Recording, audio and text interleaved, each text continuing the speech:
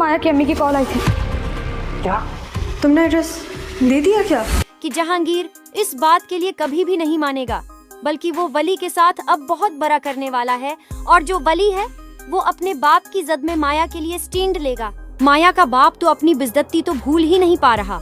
उसे लगता है कि वली ने जो कुछ किया है उसके बाद उसकी बेटी की इज्जत खाक में मिल चुकी है। माया का वालिद जहांगीर को फोन करेगा कि वो उसे मिलना चाहता है और वली के बारे में कुछ बात करना चाहता है। जैसे ही वो आएगा तो आगे से पहले ही उसके घर पर एक ड्रामा स्टार्ट हो चुका होगा। वलीद की माँ आकर वो मंगनी का सामान मांगना चाहेगी जो उन्होंने माया को दिया था। वो गेट पर खड़े होकर जिस तरह से माया के बारे में बातें कर रही होगी, उसे सुनकर माया की माँ को बहुत गुस्सा आएगा। उसे कहेगी कि वो अंदर होकर बात करे, लेकिन वो उसे साफ साफ कह देगी कि वो उसे लौट रहे थे लौटते वक्त उन्हें शर्म नहीं आई। अब अपने मोहल्ले वालों से शर्म आ रही है। माया की वालदा उसे कह भी देंगी कि वो सारा सामान सब कुछ वापस कर देंगी, मगर वलीद की माँ को तो जैसे बहुत ही ज्यादा गुस्सा है माया कि वालिद के जहन में सारी बातें वही गूंज रही होंगी जो वलीद उसे कह चुका है। इसीलिए वो फौरा जहांगीर के पास जाएगा, जहांगीर को बताएगा कि उसका बेटा है किस तरह उसकी बेटी के पीछे पड़ा हुआ है, जिस तरह से उसे कॉल्स और मैसेजेस करता रहा है। इसके मंगेतर के सामने वो सब बदतमीजी की है और उसके वालिद के सामने भी अगर है उन्होंने जरा भी उस पर एक्शन न लिया तो बहुत ज्यादा बुरा होगा। यहाँ पर वली उनके जाने के बाद फौरा ही अपने वालिद से कह देगा कि वो माया के साथ शादी करना चाहता है, मगर जहांगीर भी उस शादी पर राजी नहीं होगा। जिस तरह से माया के वालिद ने आकर सबकी बेइज्जती की है, उसके बाद तो वो इस शादी के लिए रजामंद नहीं हो पा रहे।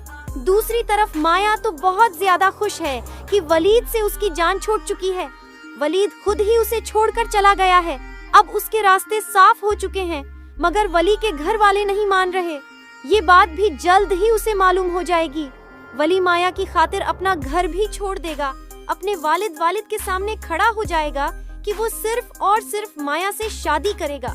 यहाँ पर जहांगीर को लगेगा कि शायद वो अपने बेटे को डराएंगे, धमकाएंगे तो उसका बेटा मान जाएगा, मगर वली घर छोड़कर ही चला जाएगा। उसे लगता है कि वो माया की खातिर कुछ भी कर सकता है अपने वालिद से।